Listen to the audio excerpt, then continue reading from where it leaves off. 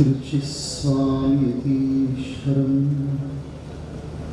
भावातीतं भवहरं वन्देऽहं परमं गुरुं साधुप्रियं कृपाब्धिं च शान्तमूर्तिं तपोनिधिं शिष्यप्रशिष्यरूपेण बोधकं गुरुमाश्रये। अम्बा शाम्भवी चन्द्रमौलिरबला अवर्णा उमा पार्वती काली हैमवती शिवा त्रिनयनी कात्यायनी भैरवी सावित्री नवयौवना शुभकरी साम्राज्यलक्ष्मी प्रदा चिद्रूपा परदेवता भगवती श्रीराजराजेश्वरी। ओम नमो ब्रह्मादिभ्यो ब्रह्मविद्या संप्रदायकर्तृभ्यो वंशऋषिभ्यो नमो महद्भ्यो नमो गुरुभ्यः। सर्वोपप्लवरहितः प्रज्ञानघन प्रत्यगर्थो ब्रह्मैवाहमस्मि। शिवं शिवकरं शान्तं शिवात्मानं शिवोत्तमं शिवमार्गप्रणेतारं प्रणतोऽस्मि सदा शिवो।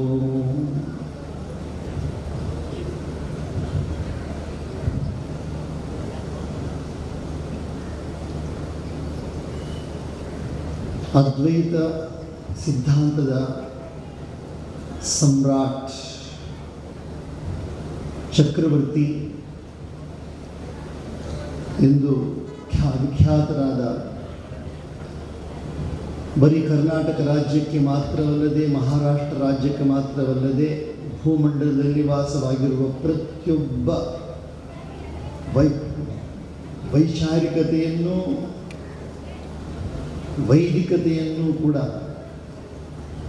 ಅನುಸರಿಸುವ ಪ್ರತಿಯೊಬ್ಬ ಬುದ್ಧಿಜೀವಿಯೂ ಕೂಡ ಅದ್ಭುತವಾದ ಒಂದು ಇನ್ಫ್ರಾಸ್ಟ್ರಕ್ಚರನ್ನು ಕೊಟ್ಟಿರುವ, ಎಲ್ಲರಿಗೂ ಪ್ರಿಯವಾದ, ಎಲ್ಲರಿಗೂ ಅನುಗ್ರಹ ಮಾಡಿರುವ ಸಿದ್ಧಾರೂಢಪ್ಪರವರ ಚರಣಾರವಿಂದಗಳಲ್ಲಿ ವಂದಿಸಿ ಆ ಮಹಾಪುರುಷರ 190ನೇ ಜಯಂತಿಯ ಈ ಸುಸಂದರ್ಭದಲ್ಲಿ ಅವರ ಉಪದೇಶವನ್ನು ನೀನು ಸುಮ್ಮನೆರು ಎಂಬ ಒಂದು ಮಾತನ್ನೇ ಅನುಸರಿಸಿ ತಮ್ಮ ಜೀವನವನ್ನೇ ಎಲ್ಲರಿಗೂ ಎಲ್ಲರ ಸೇವೆಯಲ್ಲಿ ಮುಡುಪಿಟ್ಟ ಗುರುನಾಥಾರೂಢರ 115ನೇ ಜಯಂತಿಯ ಸುಸಂದರ್ಭದಲ್ಲಿ ಸಿದ್ಧಾರೂಢ ಚರಿತಾಮೃತ ಎಂಬ ಅದ್ಭುತವಾದ ಗ್ರಂಥದ ಶತಮಾನೋತ್ಸವದ ಸುಸಂದರ್ಭದಲ್ಲಿ ವೇದಿಕೆ ಮೇಲೆ ಸಮಾಸೀನರಾಗಿರುವ ಇಂಚರದ ಶಿವಾನಂದ ಅಪ್ಪಗಳವರ, ಬೀದರ್ನ ಶಿವಕುಮಾರ ಅಪ್ಪಗಳವರ, ಮುಂಬೈ ವಿಲೇಪಾರ್ನ ಸನ್ಯಾಸಾಶ್ರಮದ ಮಹಾಮಂಡಲೇಶ್ವರ ಶ್ರೀ ವಿಶ್ವೇಶ್ವರಾನಂದ ಗಿರಿ ಸ್ವಾಮಿಗಳವರ,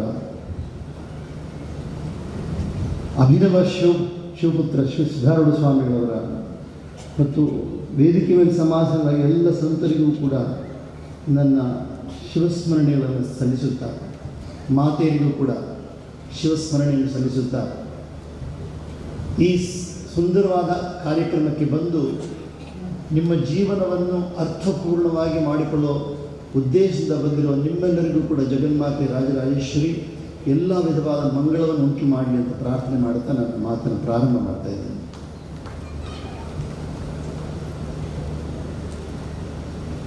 ಭಾರತ ಭೂಮಿ ಅತ್ಯಂತ ಪವಿತ್ರವಾದ ಜ್ಞಾನಭೂಮಿ, ಕರ್ಮಭೂಮಿ, ಯೋಗಭೂಮಿ, ಪುಣ್ಯಭೂಮಿ, ಎಲ್ಲ ಅದ್ಭುತವಾದ ವಿಶೇಷಗಳನ್ನು ಪಡೆದಿರುವ ಈ ಭಾರತ ಭೂಮಿಯಲ್ಲಿ ಜನಿಸಿದ ನಾವೆಲ್ಲರೂ ಕೂಡ ಧನ್ಯರು. ಈ ಧನ್ಯತೆ ಇನ್ನಷ್ಟು ಹೆಚ್ಚಾಗಿ ಹೋಗ್ತಾ ಇರೋದು ಕಾರಣ ಏನಪ್ಪ ಅಂತ ಹೇಳಿದ್ರೆ, ಭೂಮಿಯಲ್ಲಿ ಅವತರಿಸಿದ ಪುರುಷರು ಒಬ್ಬರೆಲ್ಲ ಇಬ್ಬರ ಮಹಾಪುರುಷರು. ಎಂದರೋ ಮಹಾನುಭಾವುಲು ಅಂದರಿಕೀ ವಂದನములు. ಸಂಗೀತ ತ್ರಿಮೂರ್ತಿಗಳಲ್ಲಿ ಒಬ್ಬರಾದ ತ್ಯಾಗರಾಜರು ಅವರು ಹೇಳ್ತಾರೆ, ಎಂದರೋ ಮಹಾನುಭಾವಲು ಅಂದರಿಕೀ ವಂದನములు. इस पुण्य भारत भूमि में जिन्होंने जन्म लिया हो, एक नहीं दो नहीं अनेक महापुरुष जन्म लिए हैं। सभी महापुरुषों के चरणों में मेरी वंदना। ಇಂಥ ಸುಂದರವಾದ ವಿಚಾರ. ಒಬ್ಬರನ್ನು ನಾವು ಮಹಾಪುರುಷರು ಅಂತ ಹೇಳಬೇಕಾದ್ರೆ ಆ ಮಹಾ ಎಂಬ ಒಂದು ವಿಶೇಷಣವನ್ನು ಪುರುಷ ಎಂಬ ಶಬ್ದ ಜೊತೆ ಜೋಡಿಸಬೇಕಾದ್ರೆ ಏನಾದೊಂದು ಕಾರಣ ಇರಬೇಕಾದ್ರೆ, ಪ್ರಯೋಜನ ವಿನಾ ಮಂದೋಪಿನ ಪ್ರವರ್ತತೆ, ಪ್ರಯೋಜನವಿಲ್ಲದೆ ನಾವೇನಾದರೂ ಸುಮ್ಮನೆ ಹೇಳಲ್ಲ, ನಾವು ಖಂಡಿತವಾಗಿ ಏನಾದರೂ ಕಾರಣ ಇರಬೇಕು. ಸೊ ಒಬ್ಬ ಮನುಷ್ಯನನ್ನು ಪುರುಷ ಅಂತ ಕರೀತೇವೆ, ಅದರ ಜೊತೆ ಮಹಾ ಎಂಬ ವಿಶೇಷಣವನ್ನು ಸೇರಿಸಬೇಕಾದ್ರೆ ಏನಾದರೂ ಗುಣ ಇರಬೇಕು.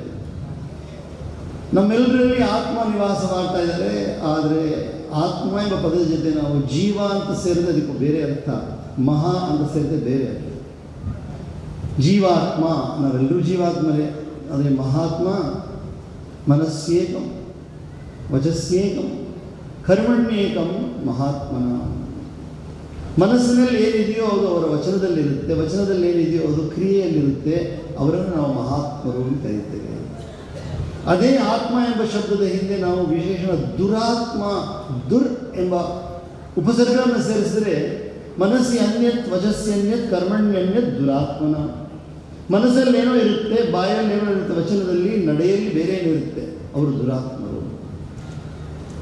ಹೀಗಿರುವಲ್ಲಿ ಈ ಸ್ಥಾನದಲ್ಲಿ ಬಂದು ಕುಳಿತು ನಾವೆಲ್ಲರೂ ಕೂಡ ಮಹಾತ್ಮರ ದರ್ಶನವನ್ನು ಮಾಡ್ತಾ ಇದ್ದಾರೆ ಅಂತ ಹೇಳಿದ್ರೆ, ಈ ವೇದಿಕೆಯಲ್ಲಿ ಕೂತಿರುವ ಪ್ರತಿಯೊಬ್ಬರೂ ಕೂಡ ಏನೋ ಒಂದು ವಿಶೇಷವಾದ ಸಂದೇಶ, ಸುಮ್ಮನೆ ಬಂದ ಮಾತ್ರಕ್ಕೆ ಮಾತಾಡಿದ್ದಕ್ಕಲ್ಲ, ಇಲ್ಲಿ ಬಂದು ಕುಳಿತ ಮಾತ್ರಕ್ಕೆ ಏನೋ ಒಂದು ಸಂದೇಶವನ್ನು ಕೊಡ್ತಾ ಇದ್ದಾರೆ. ಏನಪ್ಪ ಅಂತ ಹೇಳಿದ್ರೆ, ಆ ಸಂದೇಶವೇ ಸಿದ್ಧಾರೂಢರ ಅಪ್ಪ ಅವರು ಸ್ಥಾಪನೆ ಮಾಡಿರುವ ಎಲ್ಲ ಸಂಸ್ಥೆಗಳಲ್ಲಿ ಯಾವ ಗ್ರಂಥದ ಅಧ್ಯಯನವನ್ನು ಮಾಡ್ತಾ ಇದ್ದಾರೋ, ಸುಂದರವಾದ ಕನ್ನಡ ಭಾಷೆಯಲ್ಲಿ ವೇದಾಂತ ಶಾಸ್ತ್ರದ ಅಧ್ಯಯನ ಮಾಡ್ತಾ ಇದ್ದಾರೋ, ಅದರ ಪ್ರಣೇತರಾದ ನಿಜಗುಣ ಶಿವಯೋಗಿಗಳ ಸುಂದರವಾದ ಉಪದೇಶವೇ, ಅದನ್ನು ಕೇಳೋದಕ್ಕೋಸ್ಕರ ನೀವೆಲ್ಲ ಬಂದಿದ್ದೀವಿ.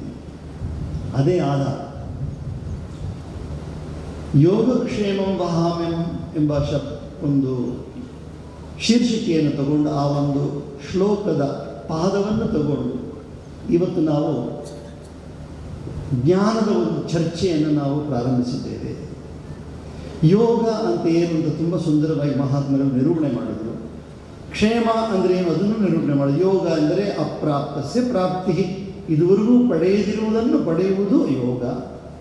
ಕ್ಷೇಮ ಅಂದರೆ ಪ್ರಾಪ್ತಸ್ಯ ರಕ್ಷಣಂ, ಈಗಾಗಲೇ ಪಡೆದಿರೋದನ್ನು ಕಾಪಾಡಿಕೊಳ್ಳೋದು ಅದು ಕ್ಷೇಮ. ಎರಡನ್ನೂ ದೇವರು ನಮಗೆ ದಯಪಾಲಿಸ್ತಾರೆ, ಎರಡನ್ನೂ ನಮಗೆ ದೇವರು ದಯಪಾಲಿಸ್ತಾರೆ. परमात्मा हमें दोनों दे रहे हैं, योग भी दे रहे हैं, क्षेम भी दे रहे हैं. कैसे हो सकता है? How will we become eligible? How will we become eligible to receive yoga and kshema? ಇದಕ್ಕೆ ಯೋಗ್ಯತೆ ಯಾವುದು, ಇದಕ್ಕೆ ಅರ್ಹತೆ ಯಾವುದು ಅಂತ ಹೇಳಿದ್ರೆ, ಅನನ್ಯಾಸ್ ಚಿಂತಯಂತೋ ಮಾಂ ಯೇ ಜನ ಪರ್ಯುಪಾಸತೆ ತೇಷಾಂ ನಿತ್ಯಾಭಿಯುಕ್ತಾನಾಂ. ನಮ್ಮ ಭಗವದ್ಗೀತೆಯಲ್ಲಿರುವ ಶ್ಲೋಕಗಳಲ್ಲಿ 9ನೇಯಿಂದ 22ನೇ ಶ್ಲೋಕದಲ್ಲಿ ಎಲ್ಲ ಶ್ಲೋಕದಂತೆ 4 ಪಾದವಿದೆ. ಆ 4 ಪಾದಗಳಲ್ಲಿ 4ನೇ ಪಾದ ಮಾತ್ರವೇ ಯೋಗಕ್ಷೇಮಂ ವಹಾಮ್ಯಹಂ. ಮೊದಲನೇ 3 ಪಾದಗಳೇ ಅದಕ್ಕೆ ಯೋಗ್ಯತೆಯನ್ನು ನಿರೂಪಣೆ ಮಾಡೋದು.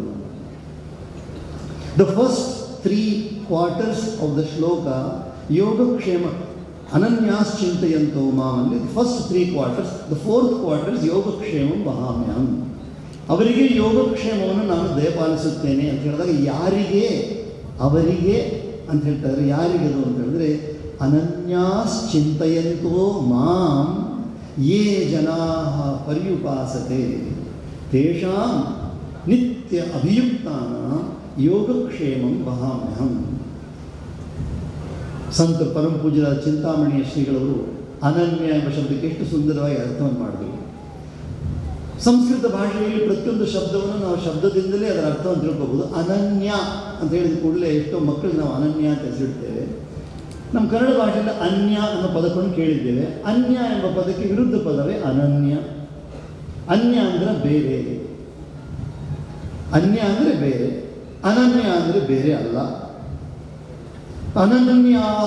ಅನನ್ಯಾಸ್ ಚಿಂತಯಂತೋ, ಅನನ್ಯಾಹ ಅಂದರೆ ಯಾವತ್ತೂ ಯಾವ ಗಳಿಗೆಯಲ್ಲಿಯೂ ಕೂಡ ನನ್ನನ್ನು ಅವರಿಂದ ಭಿನ್ನವಾಗಿ ಭಾವಿಸದಿರುವವರು. ನನ್ನನ್ನು ಯೋಮಾಂ ಪಶ್ಯತಿ ಸರ್ವತ್ರ, ಯಾರು ನನ್ನನ್ನು ಎಲ್ಲೆಡೆಯೂ ನೋಡುತ್ತಾರೋ, ಸರ್ವಂ ಚ ಮೈ ಪಶ್ಯತಿ, ಎಲ್ಲವನ್ನು ನನ್ನಲ್ಲಿ ನೋಡುತ್ತಾರೋ, ಯೋಮಾಂ ಪಶ್ಯತಿ ಸರ್ವತ್ರ ಸರ್ವಂ ಚ ಮೈ ಪಶ್ಯತಿ ತಸ್ಯಾಹಂ ನ ಪ್ರಣಶ್ಯಾಮಿ.